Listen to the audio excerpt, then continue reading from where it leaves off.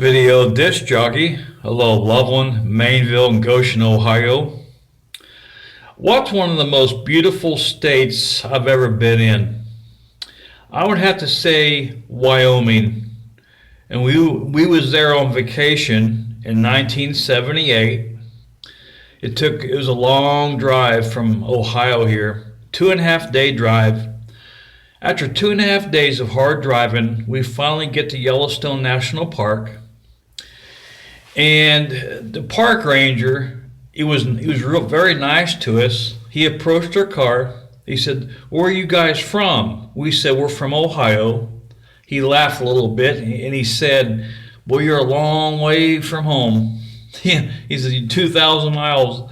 But anyway, why he said that was, you guys know you can't stay here overnight because you're in a van.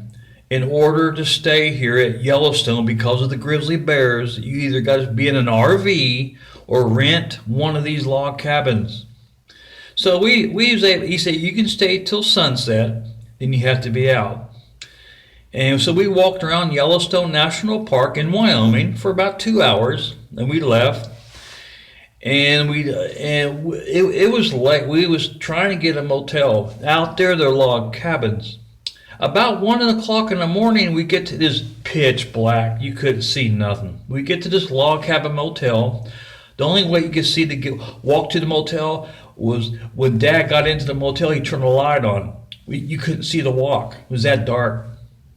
But it was a blessing in disguise because when we got up the next day, we was this beautiful blue, huge, big blue lake. Beautiful.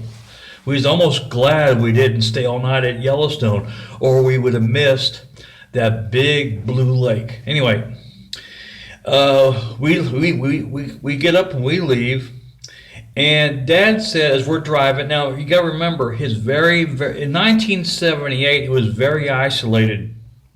We're driving, and we haven't seen a car, well, except for Yellowstone National Park, which was the day before. We're driving 8 hours. We haven't seen one car. Extremely isolated.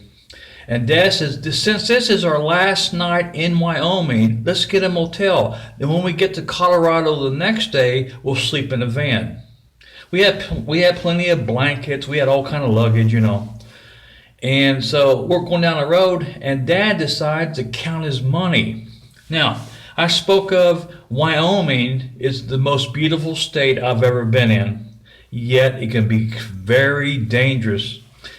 Mom says, you should pull over and count the money. Dad says, no. He said, my luck, I'd get robbed. We would get robbed by a bunch of hunters. So Dad's going down the road, driving. His hands are on the steering wheel, and he's counting all his money.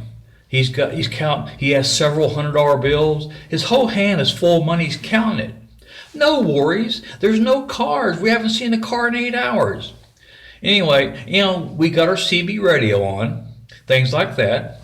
We go around this curve. All of a sudden, here comes a car. Passes. Within seconds, that car that went past us got us on the AU van. Yeah, got on the CB radio, said AU van. So Dad goes back to him, and Dad say hello, and Dad gives his handle. Not his real name, his handle. And the guy's tone of voice was a little scary because he had a tone of voice like, "I'm going to rob you." It was real, and the guy says, "Where are you going?" And my dad, quick thinking, says, "Well, me and my brothers." It was only me, my sister, my mom, and my dad. But quick thinking, Dad said, well, me and my brothers are going to the next town. He named a town. And the guy quickly got off. I tell you what, that was scary. Dad says, they're going to rob us. So while we done, Dad got up to about 75 miles an hour trying to gain some distance on him. Dad yells at me. He says, go back in the luggage back here and look for we had a lot of luggage, look for my brown leather zip up. He said, my gun's in there. So I dig and finally find it. Dad says, now unzip it and hand the gun to Mom. And he said, keep it in the holster. Don't take it out of the holster. So I give the gun's still in the holster, give it to mom, and mom doesn't want to touch it. She's afraid of she's afraid of guns. Now dad can't drive. Now out there, you don't want to wreck.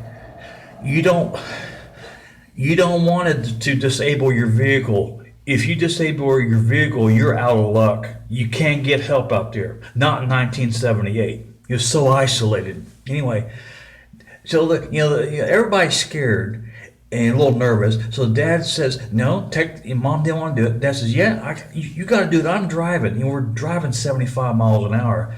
Dad said, dad had to watch the road and coach mom on how to do this.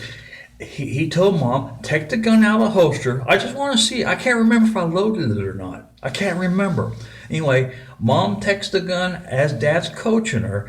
Mom takes the gun out of the holster, and dad says, keep your fingers off trigger, open the chamber, and spin the chamber. I want aim the chamber to me, not the barrel, the chamber. I want to make sure I loaded it. And finally, mom gets to that point. He looks, he says, yeah, it's loaded. Now reverse. Go close the chamber of the gun, put the gun back on. Just mom was a little nervous handling the gun. He said, just do it in reverse. However you done it, I just showed you how to do it. Do all that in reverse. So finally, she gets the hang of it. She puts the gun back in the holster, and he puts it under his seat. Now, as we're all doing this, Dad's telling me to keep looking back to make sure that guy ain't gaining on us, because he's gonna rob us. And as all this is happening, mom's telling Dad, you shouldn't have been counting that money like it. Well, Dad says, well, we haven't seen a car in 8 hours. It's total isolating, and that car just happened to come by us. I mean, we knew we was gonna get robbed. It was just the way the guy's tone of voice was. And he wasn't bored. It was just a short conversation. Very, very scary. Oh my God. There was no law out there. We hadn't seen a car in 8 hours. Very dangerous situation. I think the only thing that saved us, my dad says, me and my brothers, my quick thinking dad. If my dad would have said, yes, my wife and my kids, we would have been robbed. Oh my God. Jesus. It felt like I was in a movie. I wasn't in a movie. I was in real life. That's very scary when it's a real life situation. And I kept looking. For 20 miles, my dad kept telling me to look back to make sure they're not gaining on us. And I kept looking back. Nobody's coming. Very scary situation.